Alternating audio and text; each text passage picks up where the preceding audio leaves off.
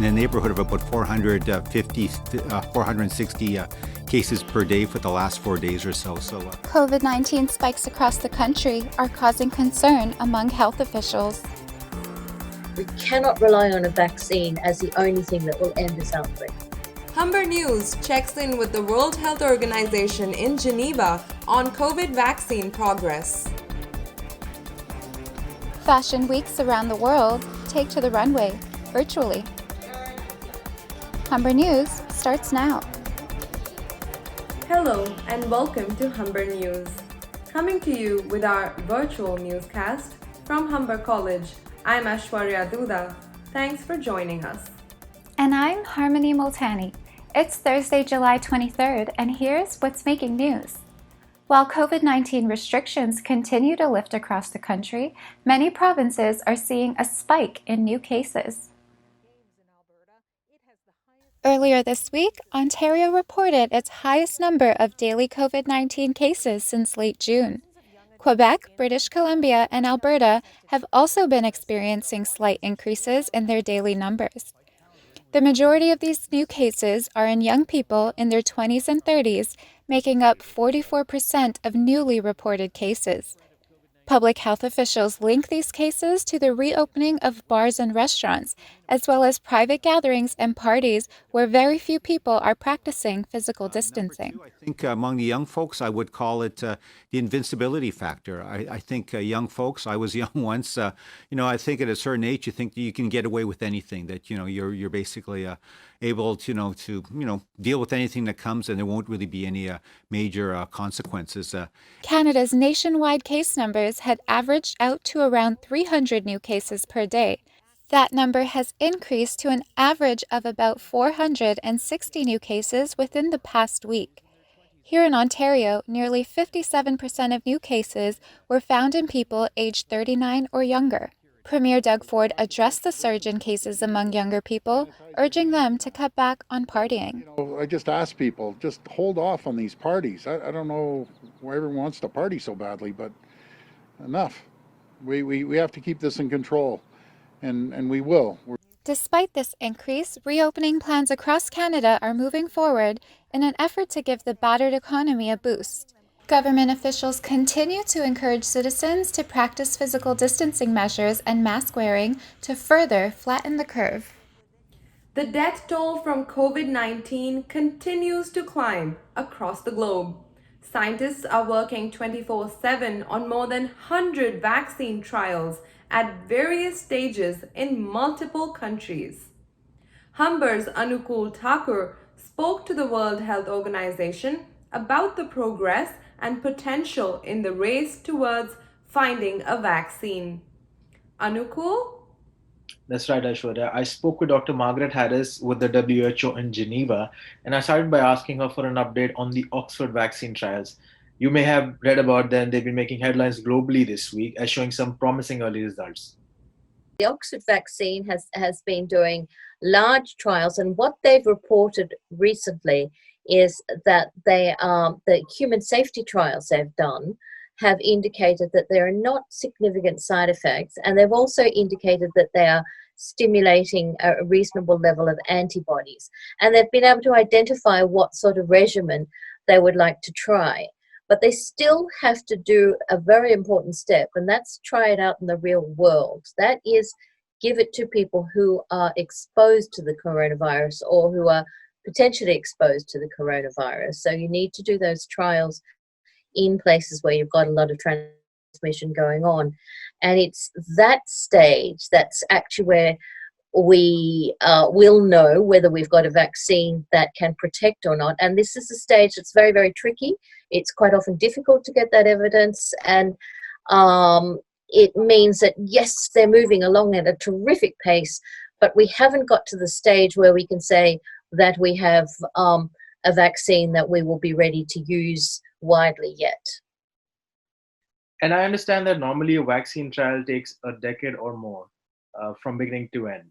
What do you think has changed with the COVID-19 trials?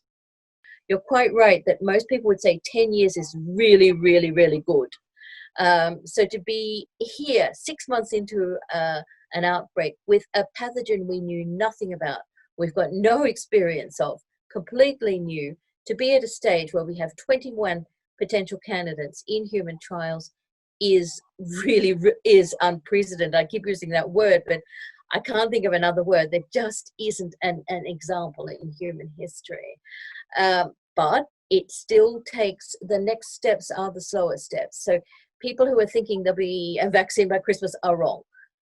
We will be vaccinating ideally if we get a vaccine that is proven to be successful, possibly next year, but we're not looking at and even then, all the public health interventions we know work must be applied. We cannot rely on a vaccine as the only thing that will end this outbreak. So we can't rely on a vaccine, but with 100 plus trials underway globally now, how hopeful are you? I am tremendously hopeful because of this incredible scientific goodwill and commitment. The people who are doing this work are not sleeping. They have just been round the clock because they know that they are the people who, their work is the work that's needed to provide one of the most important tools to save the human race from this virus. I said before, there are other things that need to be done. But this work, this commitment, and this sharing of knowledge for me brings enormous hope, because this shows when we work together as humans, we can beat anything. You sound encouraged. But do you think COVID-19 can be beat without a vaccine? Yes.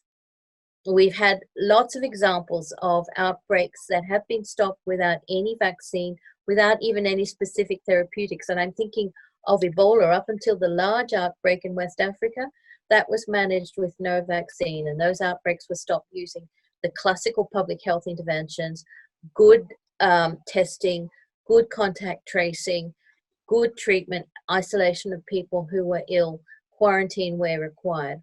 Those things worked, and that's why we do know, even with something as deadly as Ebola, it can be done. So, Aishwarya, we may be a long way from a vaccine, if there is one at all. But according to World Health Organization, the public health protocols we continue to have in place here in Canada are vital in fighting COVID-19. Thank you, Anukul. And now, closer to home, Harmony, tell us what's happening in Ottawa.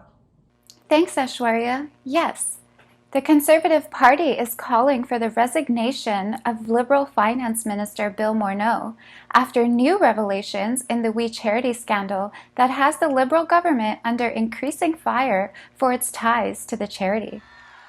The links between the Liberal government and the charity garnered further scrutiny after Finance Minister Morneau announced that he wrote a $41,000 check this week to reimburse the organization for unpaid travel expenses for trips back in 2017.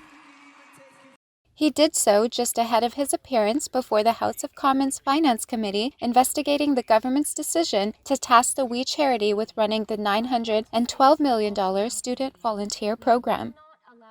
But you're telling me that on this obviously very luxurious trip, that $41,000 of expenses happened right under your nose, and you didn't know about it until it suddenly, through an epiphany, came to your attention the very day you were to testify in a parliamentary committee about it.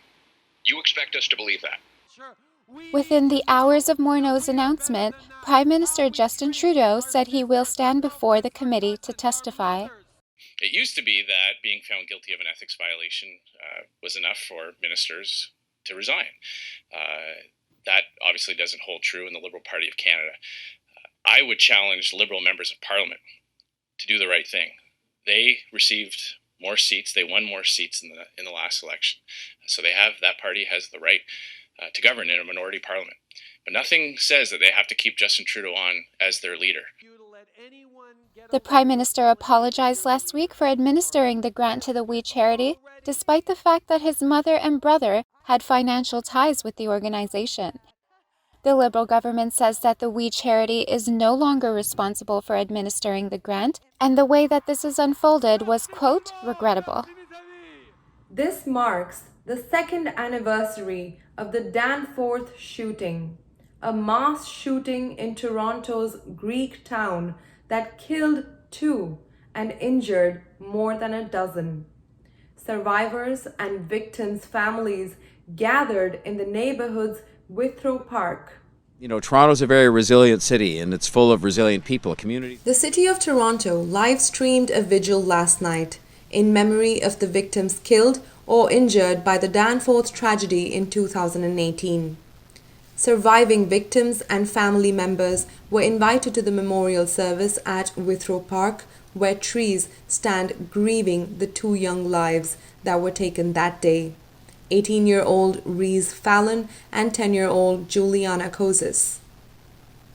Mayor John Tory, Danforth Councillor Paula Fletcher, surviving victims and family members placed flowers around the trees. 2 trees in their memory, here to my left and to my right, and those will be trees that will grow, as these young people unfortunately will not. But they are trees that will grow and will be here, and I hope that the families will take some comfort, as may the people of the City of Toronto, in coming to visit those trees and watch them as they grow into living tributes to these 2 young people. Today we're going to lay flowers there, as I hope we will continue to do in years to come. The shooter, Faisal Hussain, was suffering from a mental health crisis when he carried out the shooting. He took his own life on the Danforth following the shooting. Torontonians could also take part in the mourning by dimming their lights at home. It might not be long until some street signs in Toronto get a name change, starting with downtown Dundas Street, originally named for Henry Dundas, who objected to the abolition of slavery in the 1700s. The city manager has proposed 4 options that he will present to the City Executive Committee on September 23rd, 2020. The petition to change Dundas Street's name is going to City Hall. The city manager proposed 4 different options.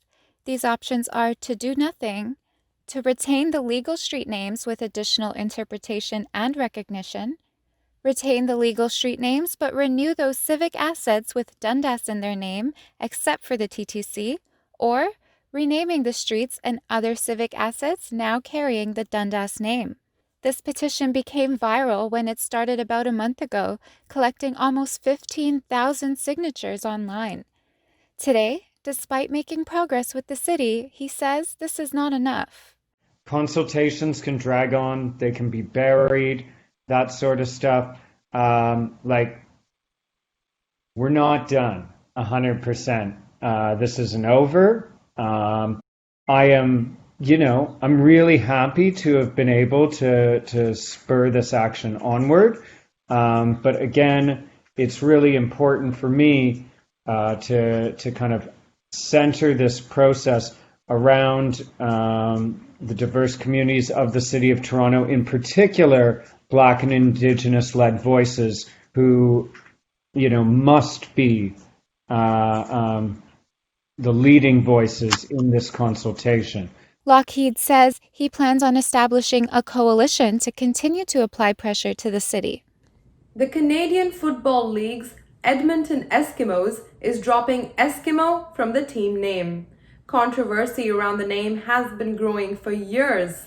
At one point, the team traveled to the north to consult with the Inuit communities in Canada. This is a very important day in the history of our football club. The board has made the decision to discontinue the use of the word Eskimo in its name. Making this decision has been incredibly difficult. They are now to be called the EE Football Team or Edmonton Football Team temporarily. Earlier in February, the team said that it would stay with its name, but anti-racism protests sparked by the death of George Floyd at the hands of police brought again attention to Edmonton and other teams' names. The Edmonton decision follows an announcement last week that the Washington Redskins is also changing its name. I guess this is the message to all the other leagues and all of the other, the leagues and the teams that are out there. Don't wait for people to knock down your door to do the right thing. You can take some leadership now. The unprecedented global health crisis and the economic shock caused by COVID-19 are forcing innovation among numerous industries. Among them, the fashion industry, where digital transformation is underway. Akansha Lamba has the story. But what have I to give you? Fashion at Toronto made its digital runway debut earlier this month. More than 24 models showcased the clothes of 6 designers, all while keeping social distance and COVID protocols. The show was made available to a wider than usual audience with live shows on Instagram and Facebook. Creatively to kind of have a little more freedom with it, and it's great because so many people could join in watching it, and you can always pause. Like later when it got uploaded, you can pause and look at the full outfits, which you couldn't really do in real life. Fashion weeks from Shanghai to Paris are innovating the way they showcase their 2021 spring collections. Chanel Haute Couture took to the runway without an audience, filming instead for video distribution. French designer Julien Fournier says the lockdown has given him a much-needed break to create without distraction. For others, the pandemic has spurred budding creative collaborations with digital artists. I think everyone kind of got a taste of what can happen, and I think this will also give like a great opportunity for digital artists to step in, and any like type of cinematographer to really step in and kind of show their creative techniques on how they can take fashion. With the likelihood of the COVID restrictions remaining in place for some months to come, designers will be continuing to reinvent the catwalk. For Humber News, I'm Akansha Lamba.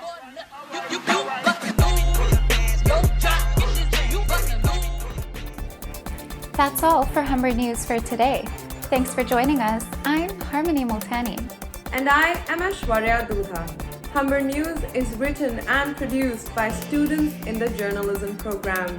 For more coverage, visit our website at humbernews.ca and follow us on Twitter at HumberJRNL. We'll see you again next time.